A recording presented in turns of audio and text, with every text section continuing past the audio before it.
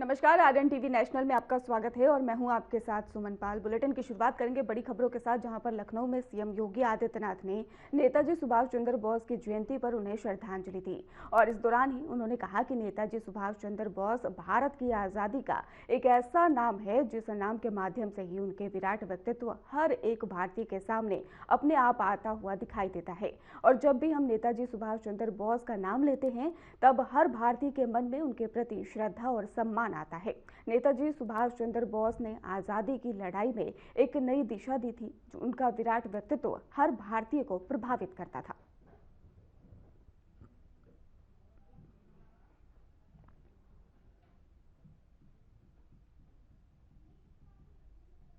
नेताजी सुभाष चंद्र बोस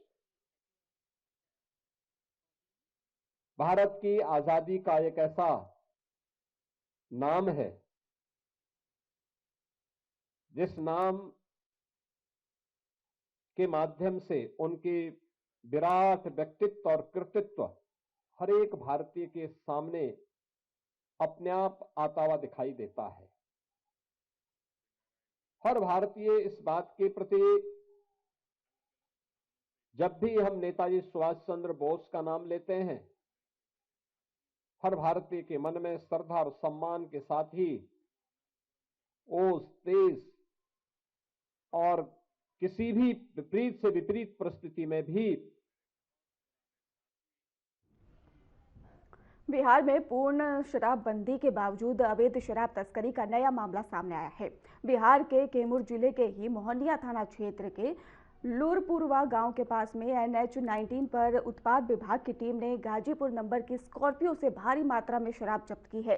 वाहन में राज्यसभा सांसद डॉक्टर संगीता बलवंत का स्टिकर और बीजेपी का झंडा लगा हुआ पाया गया है, जहां पर बिहार में शराब तस्करी का यह मामला फिर से सामने आया है।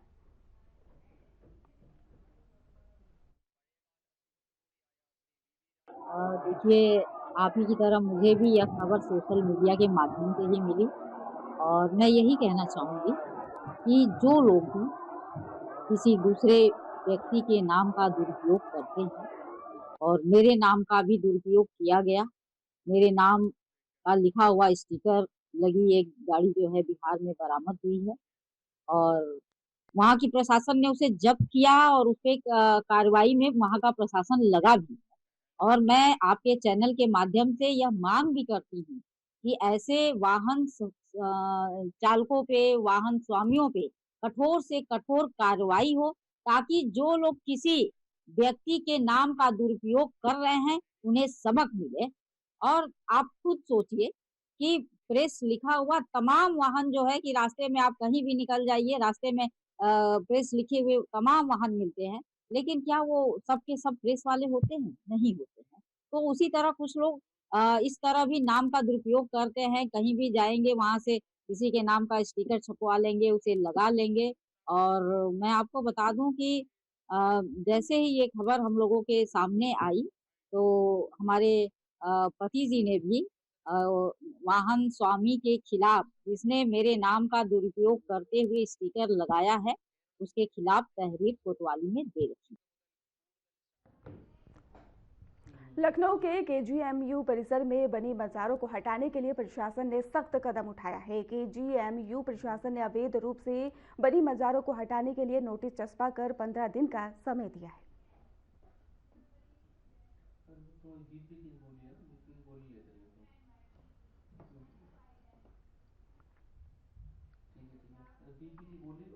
बरेली में ऑल इंडिया मुस्लिम जमात के अध्यक्ष मौलाना मुफ्ती सहाबुद्दीन रजवी ने प्रयागराज महाकुंभ मेले में शंकराचार्य स्वामी अभिमुक्तेश्वरानंद जी के जुड़े विवाद पर बयान दिया है।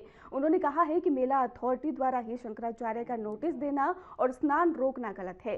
किसी धर्म गुरु से ही उनकी योग्यता की डिग्री मांगना अपमान के बराबर है। मौलाना ने नोटिस तुरंत ही वापस लेने की मांग की है। उन्होंने शंकराचार्य से अपील की है कि वे अपनी नाराजगी दूर करें, धरना खत्म करें और अनुयायियों को समझाएं।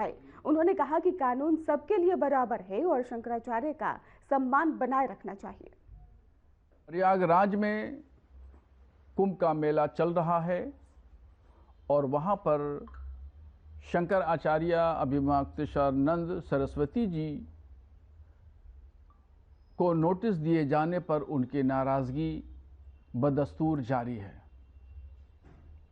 शंकराचार्य जी बड़ी महान शख्सियत हैं और पूरे भारत में उनका सम्मान है।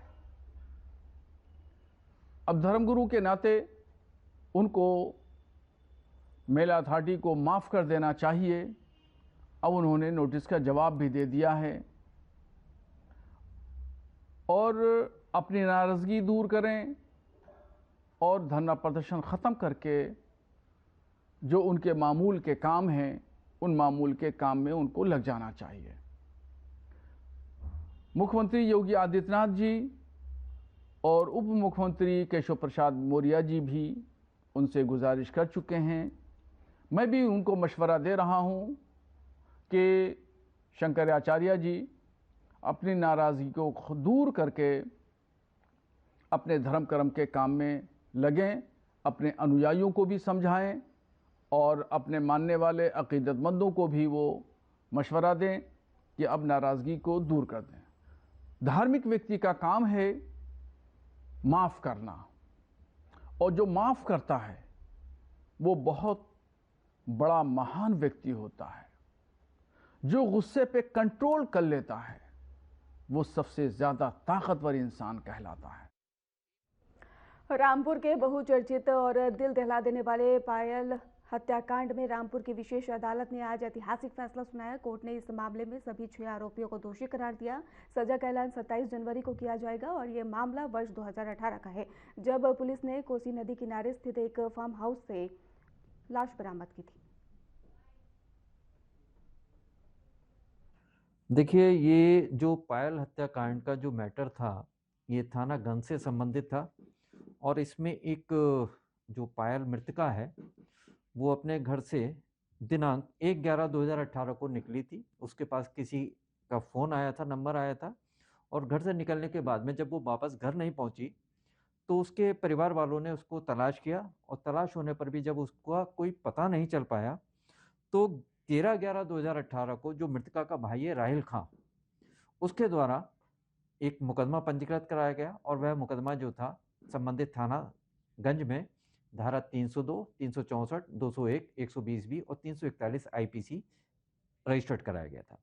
और इसमें जो था ये एंटायर इन्वेस्टिगेशन करने के बाद में जो मृतका है उसकी लाश जो थी पीसेस में मिली थी और ये लाश मिलने के बाद में एंटायर इन्वेस्टिगेशन कंप्लीट होने के बाद में पुलिस ने इसमें चार्जशीट दाखिल करी थी और चार्जशीट दाखिल करने के बाद में इसमें कोर्ट में ट्रायल चला और ये कंटिन्यूसली जो था ये 2019 से ट्रायल चल रहा था और आज माननीय प्रथम अपर सत्र न्यायाधीश की कोर्ट के द्वारा ये निर्णय पारित किया गया है और इसमें जितने भी अभियुक्त बनाए गए थे उन सभी को जो है इस मामले में दोष सिद्ध किया गया है। टोटल आरोपी थे जिनको गिल्टी होल्ड किया है। इसमें कुल मिलाकर के 6 आरोपी थे और सभी 6 आरोपियों को जो है आज दोषित किया गया माननीय न्यायालय द्वारा।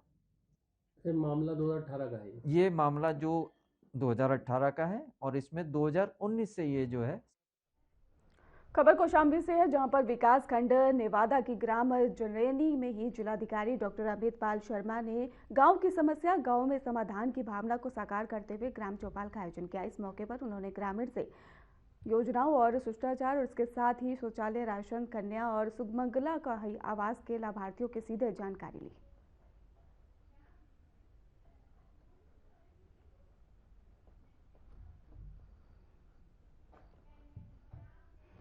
हाथरस में गणतंत्र दिवस समारोह सादगी और गरिमा के साथ मनाया जाएगा। जिलाधिकारी अतुल वत्स के निर्देश पर अपर जिलाधिकारी प्रकाश चंद की अध्यक्षता में बैठक हुई और जिसमें समारोह की तैयारियों पर चर्चा की गई है और सुबह 8:30 बजे सभी सरकारी भवनों पर हर झंडा भी फहराया जाएगा।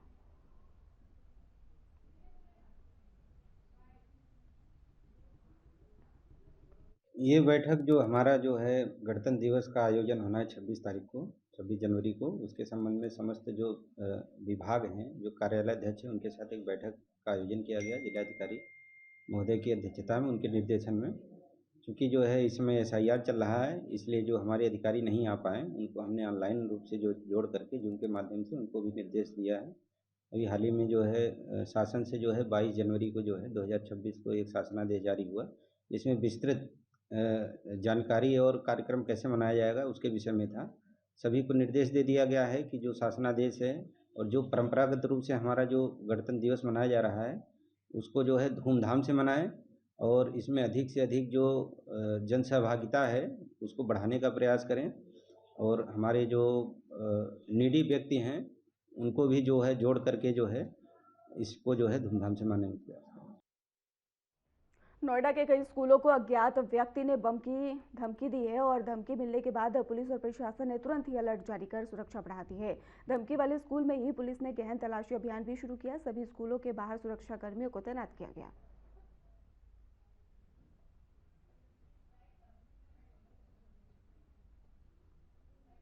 आज जो है वो प्रातःकाल कतिपय स्कूलों में ईमेल के माध्यम से एक थ्रेट का मेल प्राप्त हुआ है।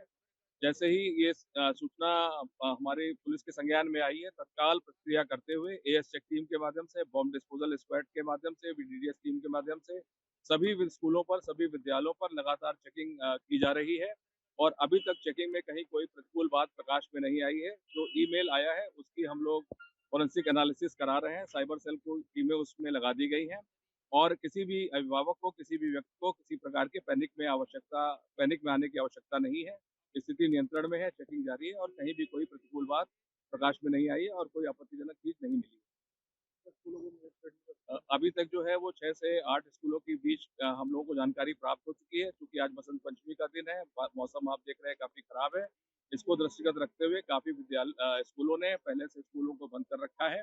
हम लोग सारे हमारे एसीपी, सारे डीसीपी साहबान वो स्कूलों से संपर्क करके इस बात की जानकारी कर रहे हैं कि उनके यहाँ भी कोई इस प्रकार का मेल तो नहीं प्राप्त है और पुलिस की सक्रियता लगातार बनी हुई है। 26 जनवरी को दृष्टिगत रखते हुए हमारी टीम पूर्व से भीड़भाड़ वाले स्थानों पर सक्रिय थी। जो मॉल है वहां पर चेकिंग के कार्रवाई सुनिश्चित की जा रही थी। जैसे ही सूचना प्राप्त हुई हम लोगों ने डाइवर्ट करके सभी विद्यालयों पर इस प्रकार की चेकिंग प्रारंभ कर दी गई है और सभी चीजें की जा रही है, नजर रखी जा रही है, कहीं कोई प्रतिकूल बात नहीं। मथुरा साइबर पुलिस ने डिजिटल अरेस्ट के मामले में लोगों से करोड़ों रुपए ठगने वाले गैंग का भंडाफोड़ कर दिया है। पुलिस ने 5 आरोपियों को गिरफ्तार किया, जबकि एक आरोपी अभी फरार है। उनके कब्जे से ही 9 एटीएम कार्ड और इसके साथ ही 12 बैंक पासबुक और सिम कार्ड और इसके साथ ही आपको बता दें पैन कार्ड भी बरामद किए गए हैं।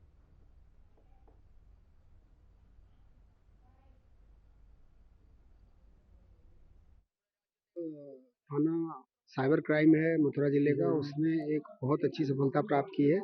एक साइबर ठगों का गैंग उन्होंने पकड़ा है जिसमें 4 पुरुष और 1 महिला है। उनके कब्जे से 9 एटीएम कार्ड, 12 बैंक के पासबुक, सिम और आधार कार्ड, पैन कार्ड आदि बरामद किए गए हैं। घटना ये हुई थी कि दिसंबर में एक महिला, वृद्ध महिला है, उसको डिजिटल अरेस्ट करके इन्होंने अपने खातों में 2 करोड़ 4 लाख रुपए वो ट्रांसफ़र करा लिए थे। जो हमारी टीम है उन्होंने इसमें विवेचना शुरू की। विवेचना में इन अभियुक्तों का नाम इनका प्रकाश में आया, इनकी गिरफ्तारी की गई और जो महिला के साथ ठगी की गई थी उसका लगभग 46 लाख रुपए हमने उसको बैंक खातों में होल्ड करा लिया है और अभी एक अभियुक्त इसमें फरार है। उसकी जल्दी से जल्दी हम उसकी गिरफ्तारी करेंगे और हम कोशिश करेंगे कि महिला के जितने भी पैसे गए हैं सब के सब वापस कितना आएं। अमाउंट होल्ड किया? अभी तक 46 लाख रुपए हमने होल्ड करा लिया। कहाँ के नंबर से कॉल करता था? ये अभी विवेचना का पार्ट है। काफ़ी चीज़ें ऐसी हैं जो अभी विवेचना चल रही है, उसमें फिर हम बाद में जैसे होगा आपको अवगत कराएंगे। कैंट थाना क्षेत्र के सिंघड़िया में ही बर्थडे मनाने वाली युवती आशिका बताया जा रहा है एक युवक पर ही गोली चला दी गई थी और अब मामले में नए खुलासे हुए हैं, जिसमें पता चला है कि आशिका वर्षों से ही लोगों को ब्लैकमेल कर पैसे वसूलने की निकली थी और पुलिस ने अनुसार ये भी बताया गया कि अंशिका के मोबाइल से अश्लील वीडियो और संदिग्ध कॉल रिकॉर्ड मिले हैं। पूछताछ में उसने बताया कि वो शौक पूरे करने के लिए लोगों को फंसाती थी और न्यूड होकर ही वीडियो कॉल करती थी।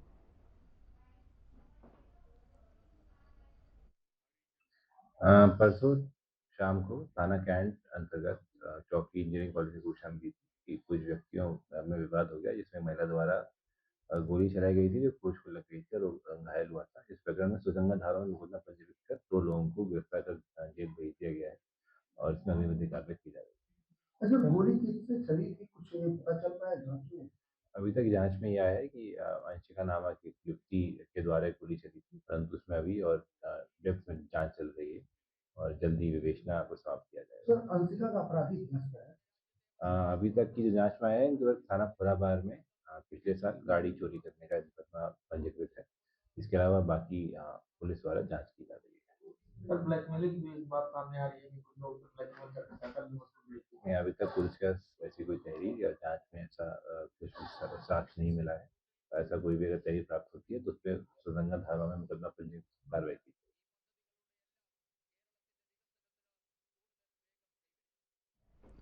नोएडा में आए दिन चोरी की घटनाएं सामने आती रहती हैं। हाल ही में आगरा और सहारनपुर में चोरी की वारदात सामने आई है। आगरा में करोड़ों की चोरी का सनसनीखेज खुलासा हुआ, जहां पर लाखों की नकदी, करोड़ों के डायमंड, ज्वेलरी, आभूषण बरामद हुए हैं। और सहारनपुर में भी अज्ञात चोरों ने दिल्ली रोड पर मौजूद सब्जी मंडी के निकट कैरेट लेन शोरूम में ही करोड़ों के डायमंड और सोने के आभूषण चोरी किए। तो आगरा से आपको खबर बता रहे हैं, जहां पर फिर से एक बार चोरी की घटना सामने आई है और आगरा में ही करोड़ों की चोरी का ये सनसनीखेज खुलासा हुआ है। और इसके साथ ही आपको बता दें कि जहां पर तो सहारनपुर की आपको खबर बता रहे हैं, जहां पर चोरी की वारदात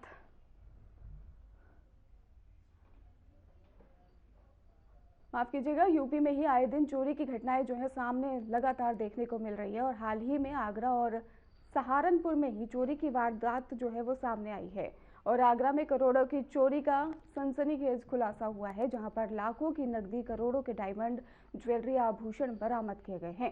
सहारनपुर में भी अज्ञात चोरों ने दिल्ली रोड पर मौजूद सब्जी मंडी के निकट कैरेट लेन शोरूम में ही करोड़ों के डायमंड और सोने के आभूषण चोरी किए।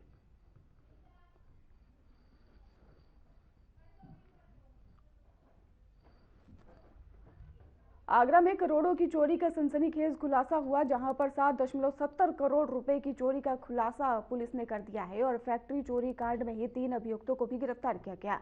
लाखों की नकदी, करोड़ों के डायमंड, ज्वेलरी, आभूषण बरामद किए गए हैं। और इसी तरह सहारनपुर में ही अज्ञात चोरों ने ही शहर के सबसे सुरक्षित माने जाने वाले इलाके में चोरी की बड़ी वारदात को अंजाम दिया है। सहारनपुर के दिल्ली रोड पर मौजूद सब्जी मंडी के निकट ही कैरेट लेन शोरूम में अज्ञात चोरी की सेंध लगाकर करोड़ों के डायमंड और सोने के आभूषण चोरी किए गए। चौंकाने वाली बात यह है कि घटनास्थल के ठीक सामने ही डीआईजी कार्यालय भी है और इसके साथ ही पुलिस चौकी पर भी मौजूद है। 19 तारीख को हमारे आगरा के सिकंदरा थाना क्षेत्र में एक चोरी के संबंध में एक एफआईआर दर्ज कराई गई। एफआईआर दर्ज बुद्धि राजा साहब, जिनकी किसू फैक्ट्री है, उनके द्वारा दर्ज कराई गई। उसके बाद पुलिस के द्वारा जब इन्वेस्टिगेशन प्रारंभ की गई तो फैक्ट्री में जो सीसीटीवी फुटेज मिले, उसमें शक के आधार पर इनके यहाँ काम करने वाला एक कर्मचारी जो कि सुपरवाइजर का काम करता था, अनुपम, उसकी भूमिका उसमें संदिग्ध लगी। पुलिस ने जब उसको गिरफ्तार किया तो उसने पूछताछ में उसने बताया कि वो अपनी गर्लफ्रेंड के साथ बेंगलुरु सेटल होना चाहता था।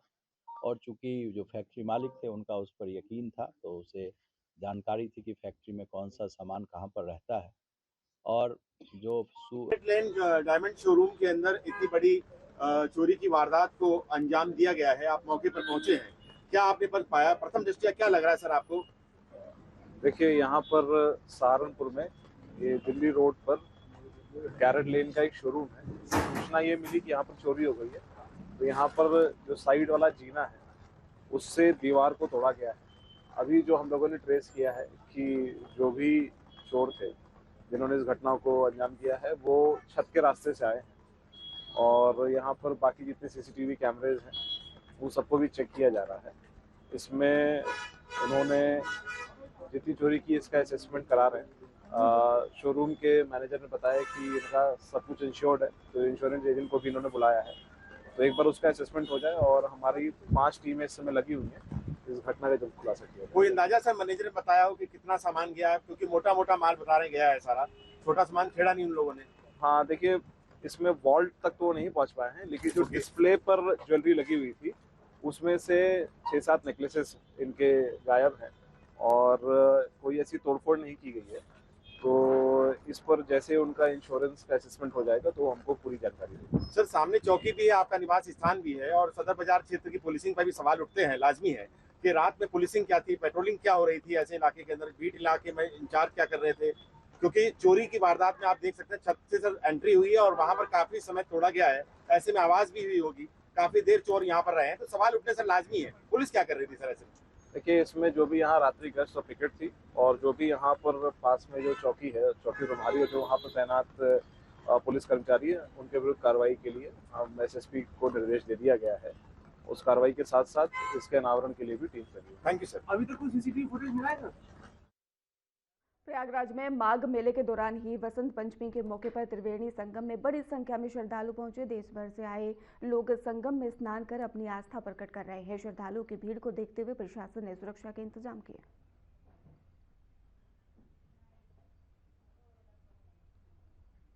इस समय जो है हम संगम की रेती यानी माघ मेला में है और इस समय जो है आज बसंत पंचमी के अवसर पे तीसरा स्नान है और सुबह से ही श्रद्धालुओं और स्नार्थियों का आने का सिलसिला यहाँ लगातार जारी है। आइए हम कुछ स्नार्थियों से बात करते हैं और जानते हैं कि ये किस मनोकामना से या क्यों यहाँ आए हैं। हमारे साथ एक स्नार्थी है। आप कहाँ से आए हैं? आप यहीं से हैं। तो आप परिवार सहित आए हैं या आप अकेले आए हैं? जी, ये परिवार सहित आए हैं। किस मनोकामना से या क्यों स्नान करने का क्या महत्व बता पाएंगे?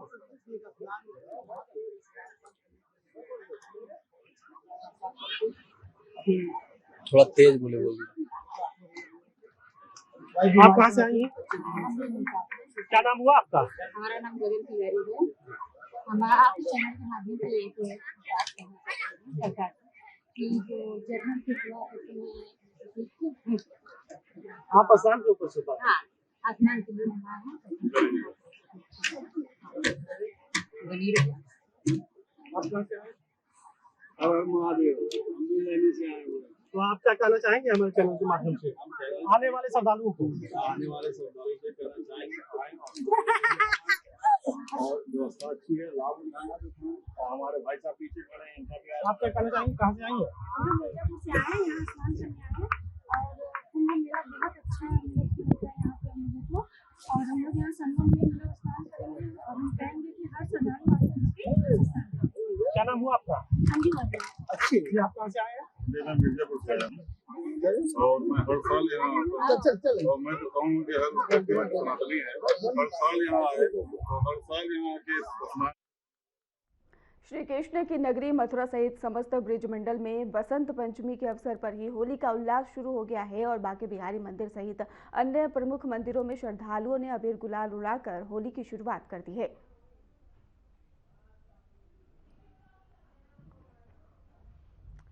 तो होली की शुरुआत मस्ती के आगे देखने को मिल रही है। यहाँ पे मस्ती में झूमते नजर आ रहे हैं श्रद्धालु और इसके साथ ही होली उत्सव का शुभारंभ हो चुका है और रंगमय हुई है मथुरा की नगरी। तस्वीरें आपको दिखा रहे हैं जहां पर बसंत पंचमी के बाद से ही अब होली की जो शुरुआत है वो साफ तौर पर देखने को मिल रही है। लोग झूमते गाते नाचते ये श्रद्धालु नजर आ रहे हैं।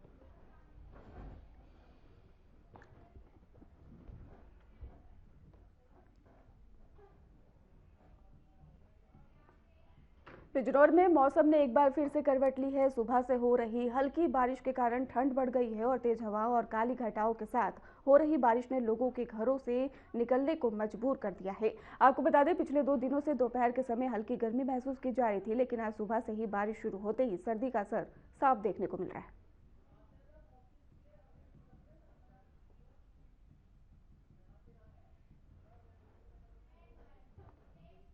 सहारनपुर में बसंत पंचमी का पर्व इस बार फिर से बारिश की भेंट चढ़ गया है। कल देर रात से शुरू हुई मूसलाधार बारिश सुबह से तड़के तक जारी रही।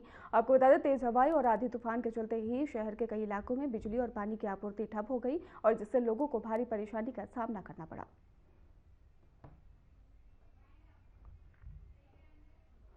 फिलहाल खास बुलेटिन में बस इतना ही। आप देखते रहिए RN TV नेशनल।